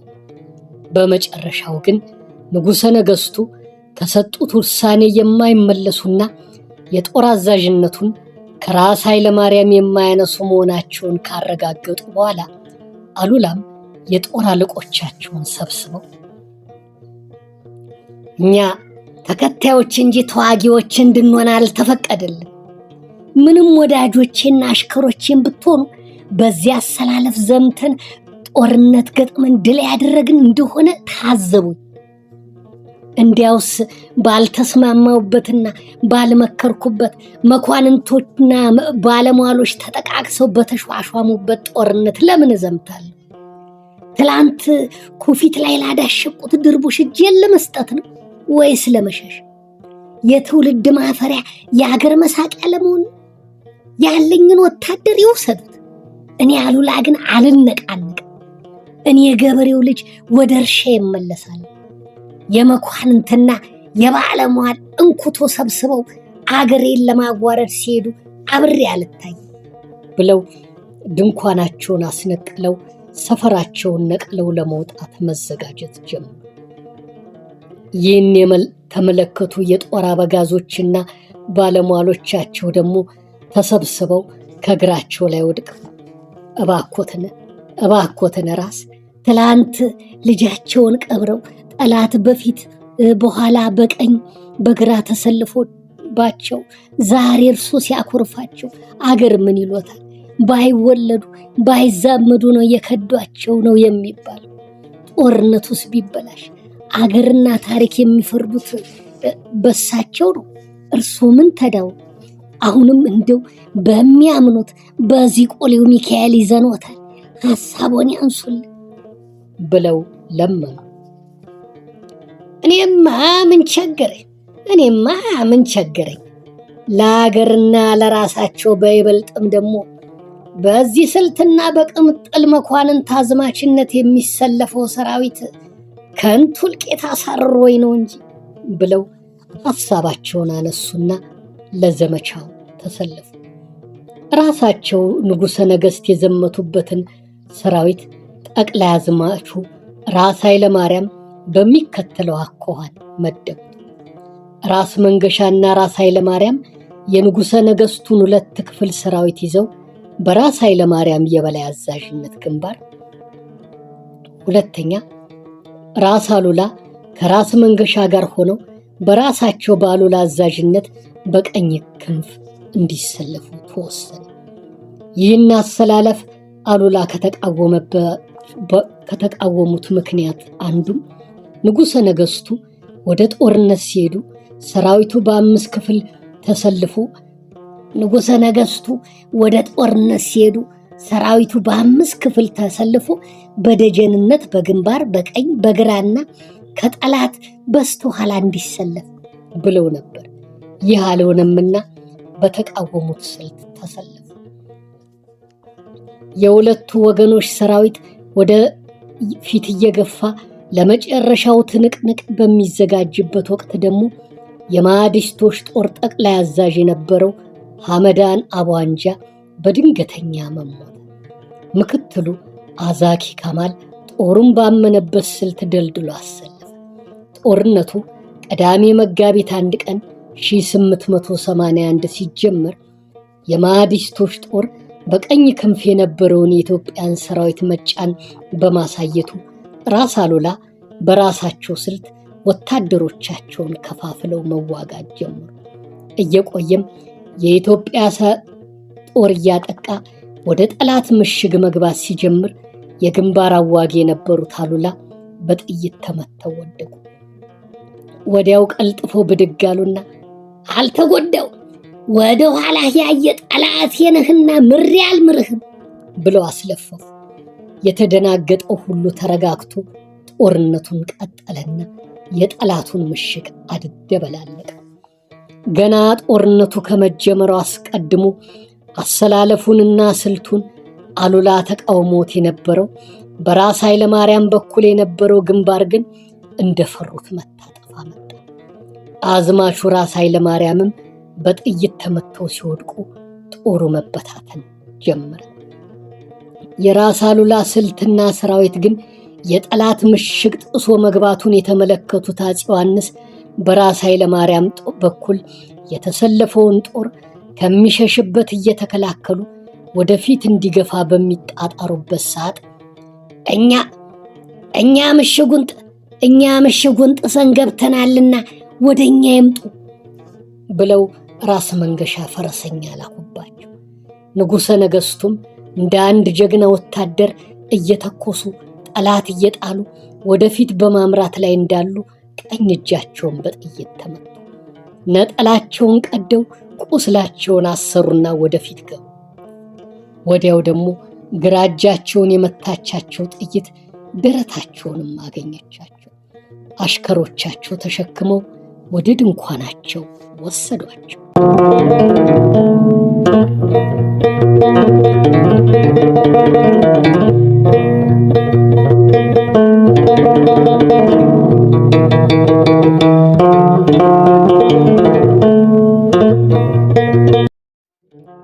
የንጉሠ ነገሥቱ መቁሰል በሰራዊቱ ዘንድ እንደተሰማ ታላቅ ድንጋጤ ሆነ።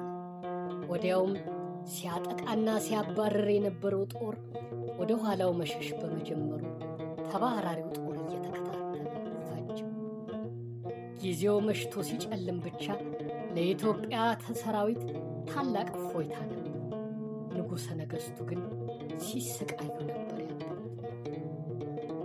ጎህ ሲቀድ የንጉሡን ሁኔታ ለማወቅ ብለው ራስ አሉላ ሄዱና አጠገባቸው ሲቆሙ ንጉሡን ጠቀስ አድርገው በጆሯቸው ከምወደው ልጄ ከመንገሻ ጋር ሆናችሁ አገሬን ጠብቁ፣ ወራሽም እርሱ ነው ብለው ነገሯቸው። እስከዚያች ዕለት ግን ራስ መንገሻ የአፄ ዮሐንስ የወንድም ልጅ ናቸው ነበር። በዚያች ዕለት በሞት እጅ መያዛቸውን ያረጋገጡት ንጉሠ ነገሥት መንገሻ ልጃቸው እንጂ የወንድማቸው ልጅ ያለመሆኑን አመኑ ተብሎ በሰፊው ይወራል።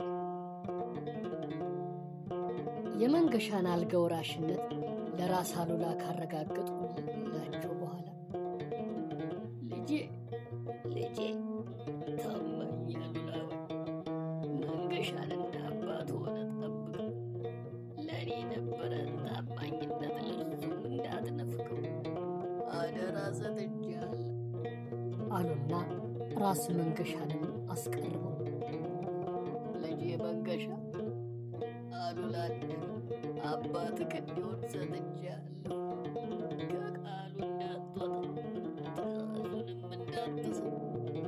ከቃሉ እንዳትወጣ ትእዛዙንም እንዳትጥስ አደራ ብያለሁ ብለው ኑዛዜያቸውን ፈጽመው አረፉ።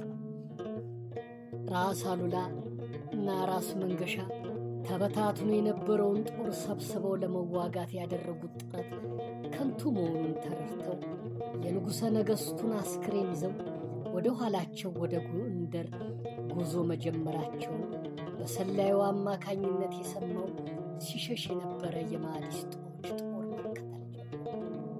የንጉሠ ነገሥቱን አስክሬን ላለማስነካት ሲሉ ታማኞቻቸው የመጨረሻውን ውድቀት ተዋደቁ።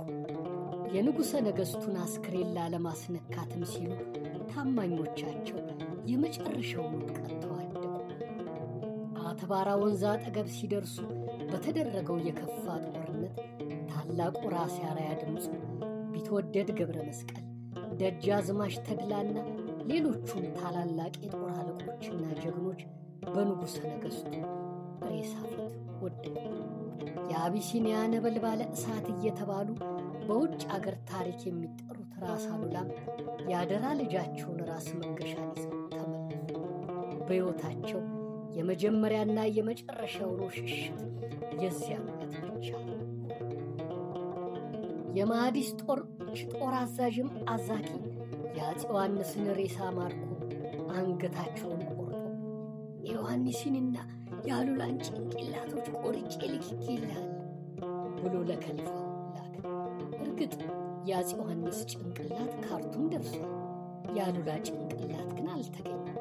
ከሊፋው የአፄ ዮሐንስን ጭንቅላት በግመል ላይ ጭኖ በካርቱም ገበያ ሲያዞር ሰንብቶ ሲጥለው በዛ ነዋሪ የነበረ አንድ ነጋዴ በድብቅ ወስዶ ኢየሩሳሌም ቀብሮታል የሚል አፈታሪክም አለ። አፄ ዮሐንስ በሞቱ ጊዜ ከሕዝብ የቀረበ እንጉርጉሮ አፄ ዮሐንስ ሞኝ ናቸው፣ እኛም ሁላችን ናቅናቸው። ንጉሥ ቢሏቸው በመሃሉ ወሰን ጠባቂ አፄ ዮሐንስ ይዋሻል፣ መጠጥ አልጠጣም እያሉ ሲጠጡ አይተናል። በርግጥ ራሴ ያዙ በደንቢያ መታረድ አዝኖ ዮሐንስ ደሙን አፈሰሰ እንደ ክርስቶስ። እንዳያምረው ብሎ ድሃ ወዳጁን መተማ ፈሰሰ ዮሐንስ። የጎንደር ሃይማኖት ቆማ ስታለቅስ አንገቱን ሰጠላት ዳግማ ዮሐንስ።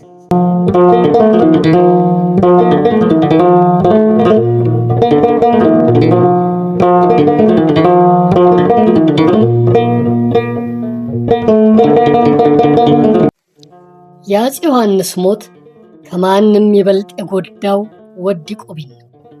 ከመተማው ጦርነት ንጉሠ ነገሥቱ በድል አድራጊነት ተመልሰው ቢሆኑ ኖሮ ለወዲ ቆቢ እስከምን ድረስ የላቀ ክብርና ስልጣን ይመርቁላችሁ ነበር የሚል ጥያቄም በእያንዳንዳችን አእምሮ ሊቀረጽ ይችላል።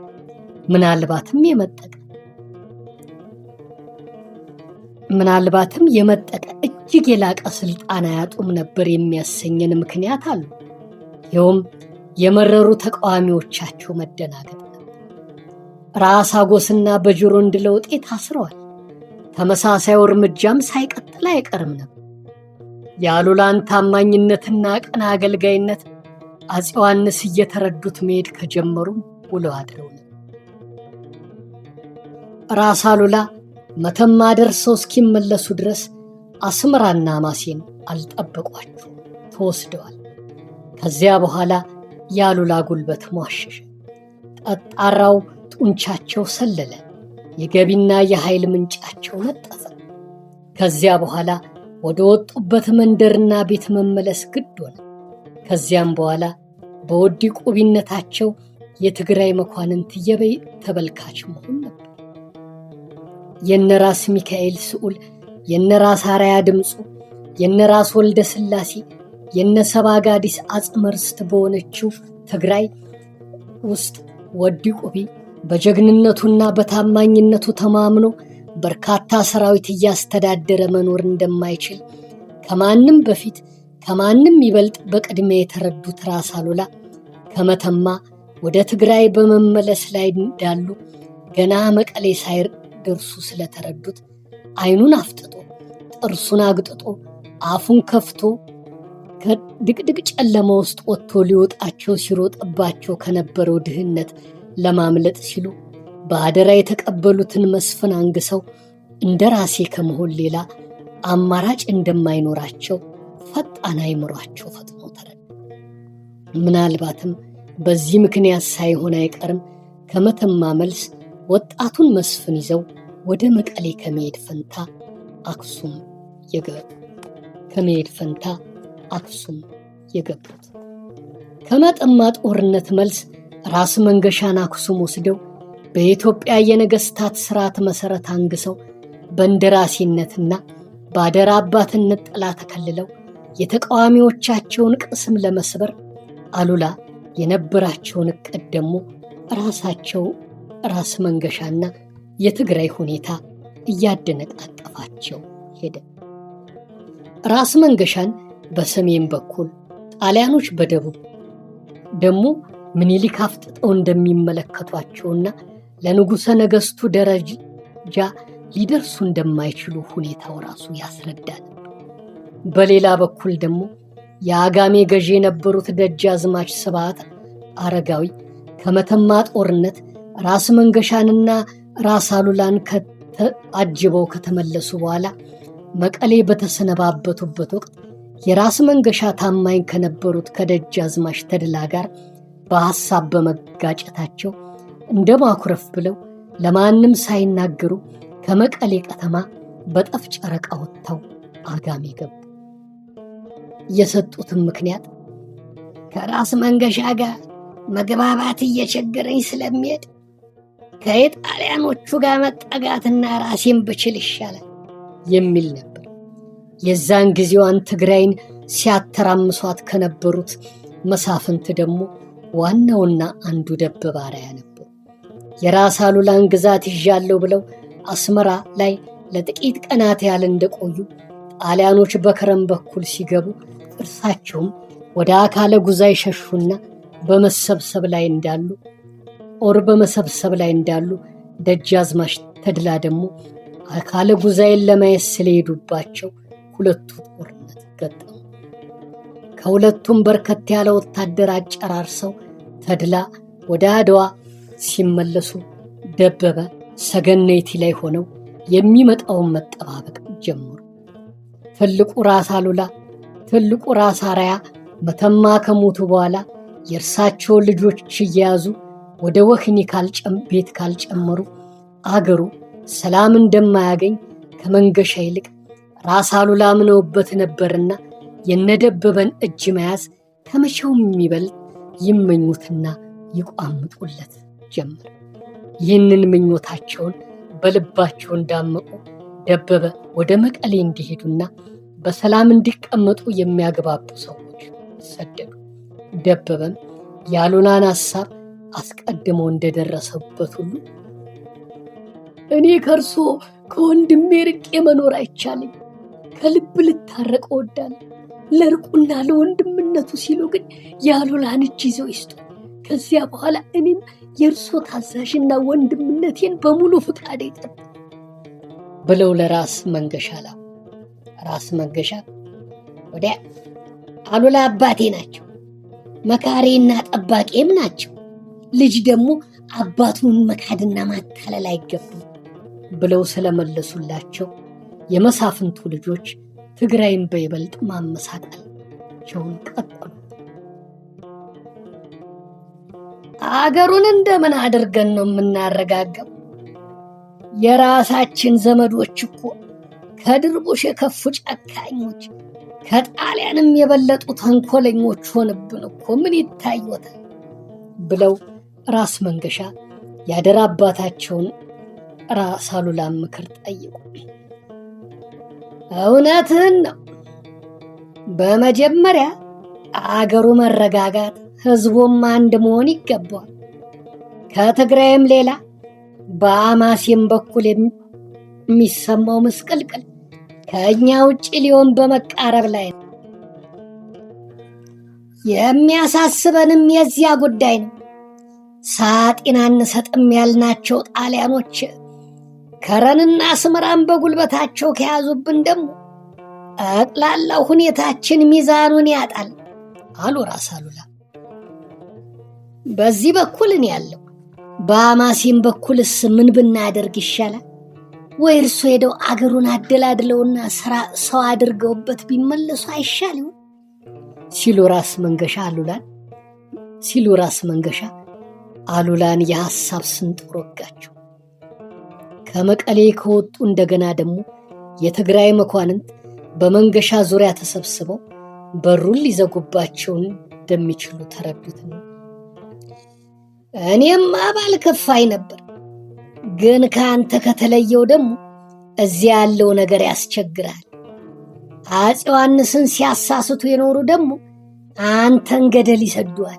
ከአጠገብህማ መራቅ የለብኝ አሉና ትክ ብለው ተመለከቱ። እሱማ እውነት ነው። ከዚያ ያለው ሳይረጋጋ መረብል ምላሽ ቢሻገሩ ነገሩ ሚዛኑን ያጣል። ታዲያ በምን አኳኋን እናዘጋጀው ይላሉ ብለው ራስ መንገሻ መልሰው ጠየቋቸው። እንደኔማ ራስ ወልደ ሚካኤል ከነ ልጆቻቸው ፈተን ወደ አማሴን ብንሰዳቸውና ባላምባራስ ክፍለ ኢየሱስም እርሳቸው ተላልከው ቢያስጠጉት ጣሊያኖችን መቋቋምና አገሩን ለማረጋጋት ይመቻል ይመስለኛል አሉ ራስ አሉላ። አሄሄ ብለው ራስ መንገሻ ለጥቂት ጊዜ ሲያስቡ ቆዩና እንጃ እሽሉን ይሆን 10 ዓመት ሙሉ ከነ ልጆቻቸው አስረን ካሳዘናቸው በኋላ ዛሬ እንደገና አማሴን ሄደው አገር ይጠብቁልን ብንል ደስ ይላል? እሳቸው ሲያምኑናል አሉ ራስ መንገሻ። አቡኑና ሽማግሌዎች ከለመኗቸው ይቀር ይላሉ። ለልጃቸው ለመስፍንም አንድ አገር እንሰጠዋለን። ከልብ መታረቃችን ምስክር እንዲሆን የደጃዝማች ኃይለ ሥላሴ ሚስት የነበረችውን ልጄን እንሰጠዋለን አሉ ራስ አሉላ። በፊት ከሰው ያሳሰሯቸውን አዛውንት ከልባቸው ለመታረቅ መመኘታቸውን ለራስ መንገሻ ሲያስረዱ የሚሆን ከሆነ ምን ከፋኝ እንዳሉት ቀሳውስት ወደ አምባው ይላኩና ያነጋግሯቸው አሉና ራስ መንገሻ በጉዳዩ መስማማታቸውን አስረዱ። የተመረጡ የሃይማኖት አባቶች በተገኙበት ሽማግሌው ራስ ወልደ ሚካኤልና 2 ልጆቻቸው መስፍንና ኃይለ መለኮት ከአምባ ሰላማ ወርደው ይቅርታ ተጠየቁ። ከእንግዲህ ወዲያ የሚቀረኝን ዕድሜ የግፍ ፍርድ በተቀበልኩበትና እስከ ዛሬ በቀኖና ከኖርኩበት ተራራ ወርጄ የምሰራው አንድም ነገር አይኖረኝ። በኖርኩበት እንድኖር ከተፈቀደልኝ እንደ ትልቅ ምሕረትና ሹመት ቆጥረዋለሁ ብለው ራስ ወልደ ሚካኤል ቁርጥ ያለ ሐሳባቸውን አስታወቁና ወደ ተራራቸው ተመልሰው ወጡ።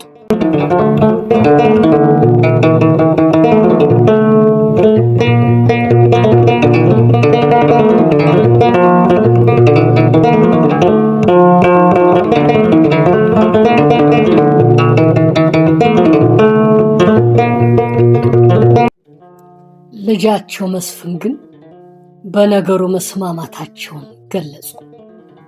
ይሁን እንጂ አሉላ የፈጸሙባቸውን ጥቃትና በደል ከልባቸው ይቅር ለማለት ደግሞ የቆረጡ አልነበሩ። ቢሆንም ነገሩ ወደ ተባባሰ ልቀበ እንዳያመራባቸው ሲሉ በራስ አሉላ ሐሳብ ተስማምተው ባላምባራስ ክፍለ ኢየሱስ ከኢጣሊያኖች ከድተው ወደ እሳቸው እንዲመጡ ለማድረግ ደብዳቤ ላኩላቸው። ጣሊያኖች ደግሞ በበኩላቸው እርስ በርሱ የተጠማመደው የኢትዮጵያ መሳፍንት እንክትክት ብሎ እስኪወድቅላቸው ድረስ እርምጃቸውን እየቆጠሩ ከማዝገም የተሻለ አጋጣሚ እንደሌለ በመረዳታቸው ላኮረፈው ሁሉ በሚስጥር መሳሪያ ማቀበላቸውን ዋና ተግባር አድርገው ይዘውት ነበርና በአማሴንና በትግራይ በገንዘብ የተገዙ ሰላዮቻቸውን አሰማርተው ማንኛውንም ነገር ማስለቀም ጀመሩ። የመስፍን ወልደ ሚካኤልን ደብዳቤ ከተመለከቱ በኋላ ክፍለ ኢየሱስም ከኢጣሊያኖች ከድተው ወደ ትግራይ ለመግባት ፈቃደኛዋ መሆናቸው አረጋገጡ። ባላምባራስ ክፍለ ኢየሱስ በመጀመሪያ ከረንን ይዘው የጣሊያንን ባንዲራ ሰቅለዋል። ቀጥለውም አስመራን ይዘው ለጣሊያን አስረክበዋል። ይሁንና የጣሊያኖች ሁኔታ ደግሞ በጣም አጠራጥሯቸዋል።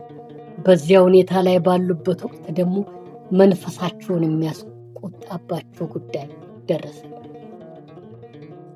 ከንቲባ መሐሙድ የተባሉ የሐባብ ተወላጅ ከኢጣሊያኖች የተቀበሉትን 500 ብር ጠመንጃ ሲይዘው አገሬን አልወጋም ብለው በቃሮራ በኩል ወደ ሱዳን መግባታቸውን ሰሙ። ቀጥሎም አድመድ ሼክ እኩድ አድ በሂት የኢጣሊያ ወታደሮች ወደ አስመራ መግባታቸውን በመቃወማቸው ተይዘው አስመራ ላይ መረሸናቸውን ተመለከቱ።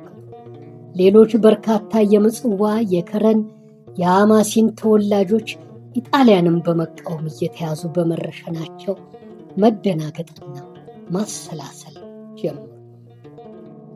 ከዚያ ሌላ ደግሞ የማዲስቶች እንቅስቃሴ በምዕራባዊ ቆላ በኩል እየገፋ መምጣቱ እጅግ አሳስቧቸዋል። ከኢጣሊያኖች ጋር አባሪ ተባባሪ ባይሆኑና ከረንና አስመራን እየያዙ ባያስረክቡ ኖሮ ከማዲስቶች ጋር ለመስማማት ባልተቸገሩ ነበር። የጣሊያኖች ታማኝ በመሆናቸው በማዲስቶች በኩል በጠላትነት መመዝገባቸውን አረጋግጠዋል። ጣሊያኖችንም መጠራጠር ጀምረዋል። ስለዚህ በመስፍን ወልደ ሚካኤል አማካኝነት ከራስ አሉላ ጋር መታረቅ እንደሚፈልጉ መልእክት በማስተላለፋቸው ራስ አሉላም የጦር አበጋዛቸውና ታማኛቸው የነበሩትን የብላታ ገብሩን ልጅ አለማየሁ ገብሩን በርከት ካሉ ወታደሮች ጋር ሰደዱላቸው። ባላምባራስ ክፍለ ኢየሱስም በዚያ ወቅት ከ2000 በላይ የሚሆን ተከታይና 600 ባለብረት ወታደር ነበራቸውና ከራስ አሉላ የተላከላቸው ወታደር ሲደመር ደግሞ አበት ጠንከር ያለ ጡንቻ እንደሚኖራቸውና ከጠላቶቻቸው አንዱን ጠንከር ያለ ክንድ ለማቀመስ እንደሚችሉ ተማመኑ። ራስ መንገሻና ራስ አሉላ በትግራይ እና በመረብ ምላሽ የነበረውን መበጣበጥና ፉክክር አስወግደው የአገሪቱን አንድነት ለማጠናከር በሚጣጣሩበት ሰዓት ጠቅላላውን ሁኔታ ጣሊያኖች ስለደረሱበት በርከት ያለ ጦር ይዘው ከአስመራ ገስግሰው ከረን ገቡና ባላምባራስ ክፍለ ኢየሱስን አዘንግተው ያዟቸው። ከዚያም ወደ አሰብ ሰደዷቸውና በእስር ቤት እንደተዘጋባቸው ሞቱ።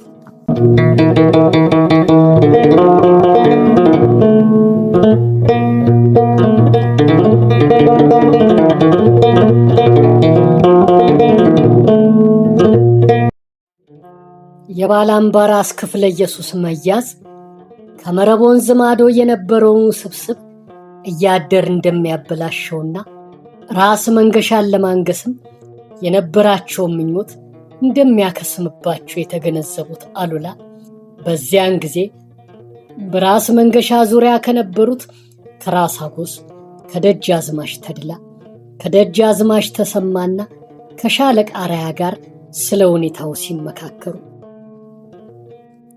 ዋናው ጥረቴና ሐሳቤ ከመረብ ማዶ ያለውን አገራችንን እንደምን አድርገን ማረጋጋትና የገባውንም ጠላት በምን ሁኔታ ማስወጣት እንደሚገባን የታያችሁን እንድንነጋገርበት ብለው ራስ አሉላ ሐሳብ ጠየቁ።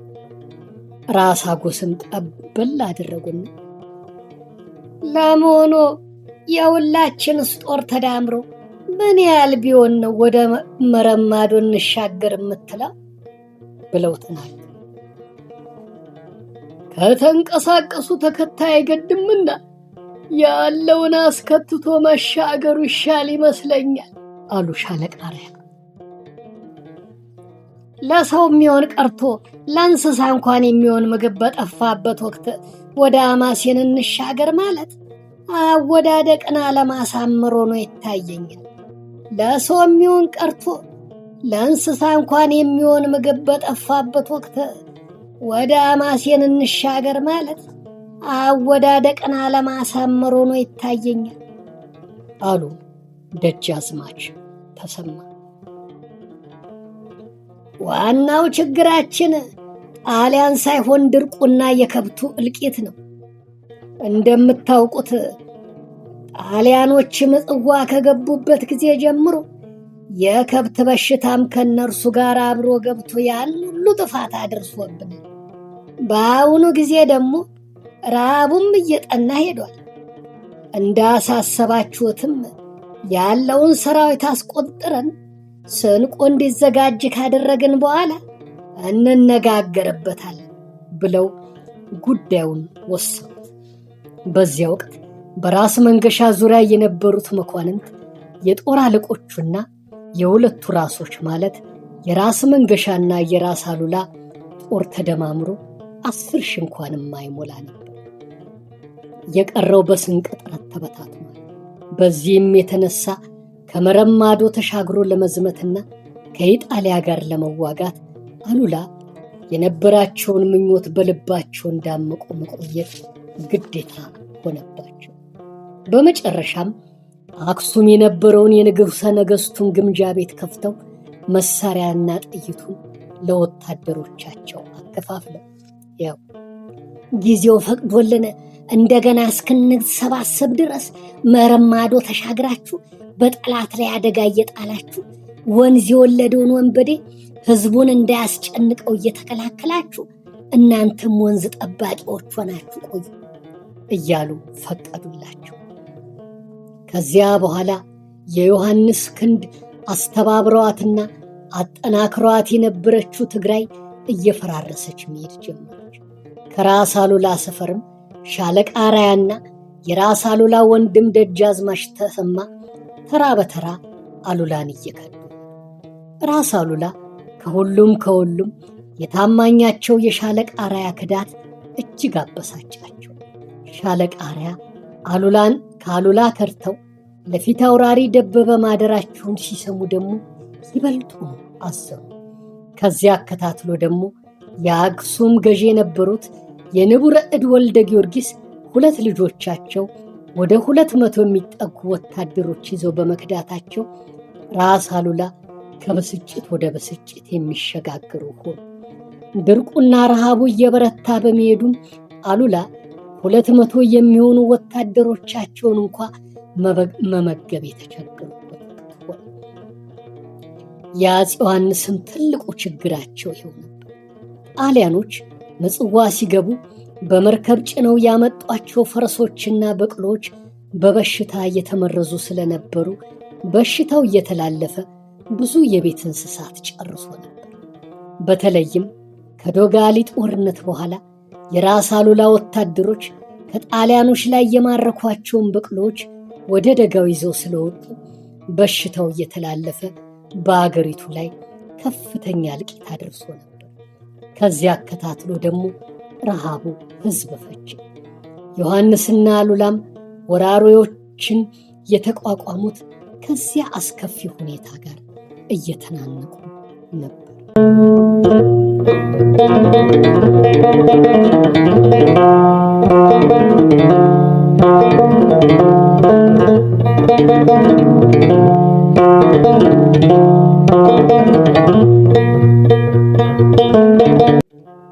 ውድ የቻናላችን ተከታታዮች የአሉላ አባ ነጋ ታሪካዊ ልቦለድ ትረካ ክፍል 16 እንደሰማችሁት ቀርቦ ተጠናቋል።